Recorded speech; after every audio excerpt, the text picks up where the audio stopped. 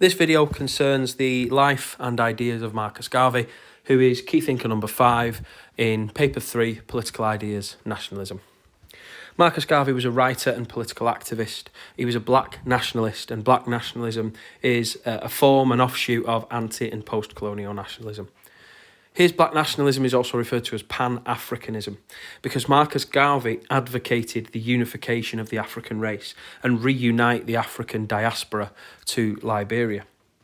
And when we talk about the African diaspora, what Marcus Garvey seeks to do is unite the descendants of slavery, the Atlantic slave trade, and return those people whose ancestors had been forcibly removed from Africa, return them back to their continent of origin.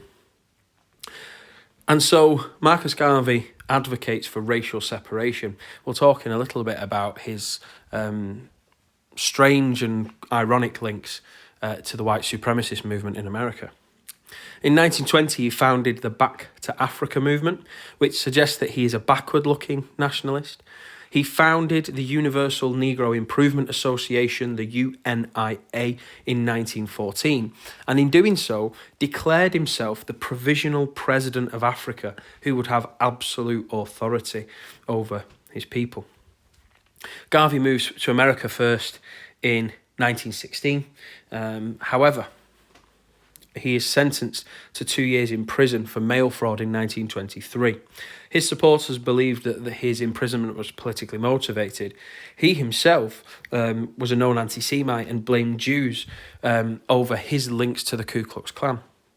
He was eventually deported to Jamaica in 1927.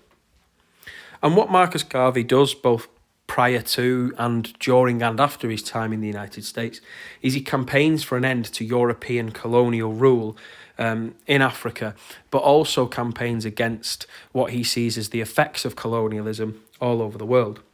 He envisaged for Africa a one-party state with him as the governor. Now, Africa is a continent that he'd never visited in his life, but he believed that black people needed to free themselves from white-dominated society and needed to become financially independent too. So in 1919, he'd set up the Black Star Line shipping and passenger company, and that was designed to facilitate the migration of black people to Liberia. However, he's quite contentious because he talks about sending a vanguard, those of purest African blood, to Africa.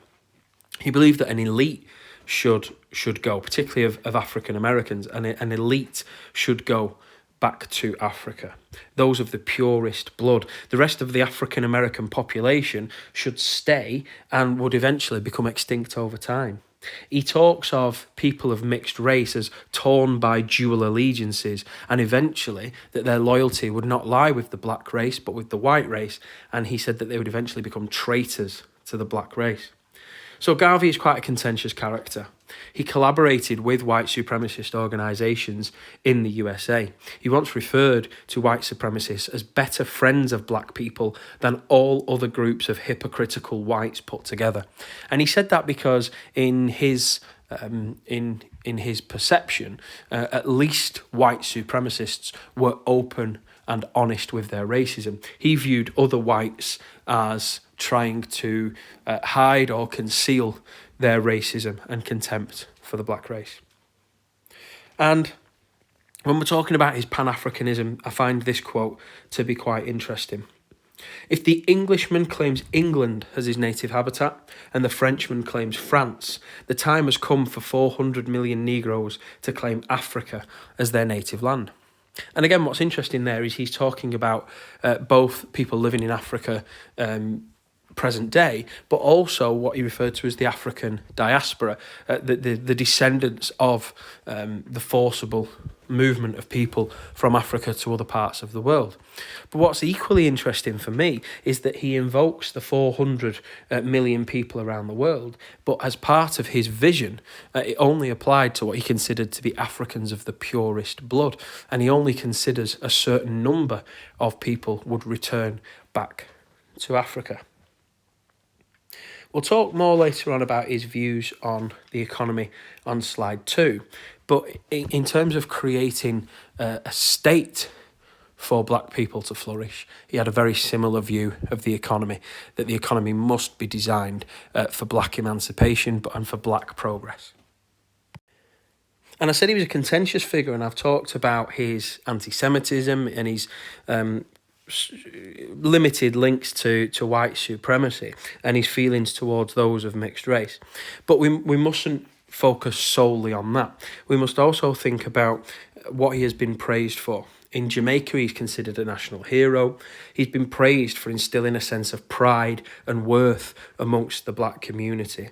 He inspired the Rastafari religion in the Caribbean, particularly in Jamaica. The Nation of Islam were very much inspired by what we call Garveyism and Garvey's ideas of separation, racial separation from white America. And he was certainly an inspiration behind the Black Power movement. And so when we consider Garvey's impact, it's particularly how he was able to instill black pride, which was to go from strength to strength after his death in 1940.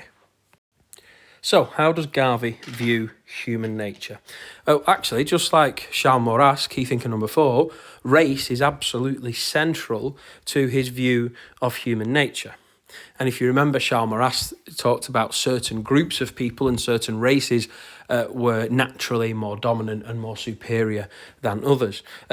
For Garvey, he views the white race as one that has dominated over others historically. But what the black race can do is call back to its distinct history and culture prior to colonisation. And so, similar to Maurras, race is important, and also similar to Maurras, it's looking backwards. What Garvey wants to do is he wants the African diaspora, the African people, both living on that continent but also elsewhere in the world, to look back to their culture, their heritage, their history, and that will bind people together. I'd probably like to go on to society before the state now, actually. So for Garvey, black society, the black community, cannot flourish in its current state. The full potential of black society will never be realised in a white-dominated society. So what Garvey advocated was racial separation. And that's where those links to the white supremacists of America come in, because they had the same goal. They both movements, although they had very different views over black people and their potential and their worth, they had the same end goal, which was a return to Africa. So for society, for black society to flourish, what black people must do is release themselves from colonial oppression or the effects of a society that grew and developed during a colonial era. And so once that oppression has been ended, once black people are freed from the legacy of colonisation, only then will black society be able to reach its full potential and flourish. We'll talk about the state now, because Garvey has some quite interesting views on the state. For him, this concept of a nation state is an artificial construct, and it was constructed to serve the dominant group in society, the white race. And so the nation state was an instrument of white supremacy. And so Garvey rejects that concept. Now, when it comes to what the state should do, his African state that he envisaged for the future would serve a united black people of the world, with Africa as the home of the race. And he is actually anti-democratic in a lot of his writings and work.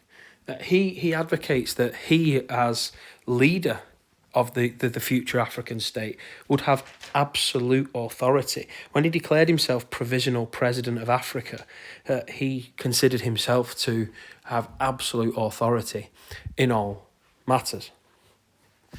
And then finally, we'll talk about the economy. He's actually supportive of capitalism, but wants it to work for black Americans and black Africans, wherever they may live in the world, because the current capitalist system serves the dominant group in society, it serves the white race. And so what he advocates for is black capitalism, free market economics that is directed by and benefiting black people. He opposed communism and socialism and the role that the state would have, particularly in involving itself in the lives of its people. So we can see that there's sort of a mistrust almost of the role that the state should play in the economy. He advocates capitalism in the free market, but wants it to work for and serve the black people of the world. So we'll finish with what sort of nationalist is Marcus Garvey. I've gone for BN, for black nationalism. And remember that black nationalism is an offshoot, a form of anti or post-colonial nationalism. It's one of the many forms that it takes. And I've also put backward looking. And it's a difficult one with Garvey because he wants the black people of the world to look back to their African history, culture and heritage. And indeed, his mindset, his idea for returning to that is called Back to Africa. However, he is foreseeing a future African state to serve the black race, to serve black people. So some people may take issue with me saying it's backward looking and say, actually, it is both. It looks both backwards and forwards. I guess the reason why I've decided it's backward looking is because ultimately his goal is to reverse the damage of colonialism and its consequences. And as I've said before on the last slide, he's anti-democratic.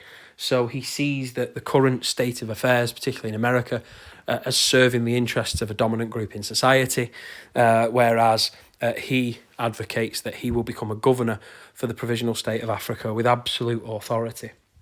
And Garvey's nationalism is exclusive and separatist.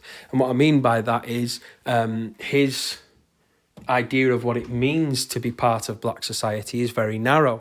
His views on those of mixed race are enough to make people very uncomfortable, because he talks about people, just by virtue of having non-black ancestry, as being torn by dual allegiance and potential traitors to the black race. And he talks about those groups dying out over time. And his separatism, the idea that the black community must separate from the white community of the Americas. And that's where he finds some links to the white supremacists of the early 20th century. And that's why many people of the time criticised Garvey, because of his willingness to be seen to be in line with their ideas.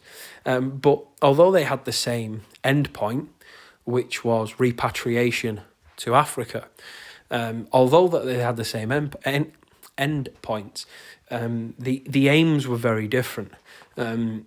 From the white supremacist point of view, it was because ethnic or racial minorities were a stain on the country. Whereas for Garvey, what Garvey is advocating is that the black race will truly flourish and reach its full potential and be freed from the consequences of its history once liberation had been achieved.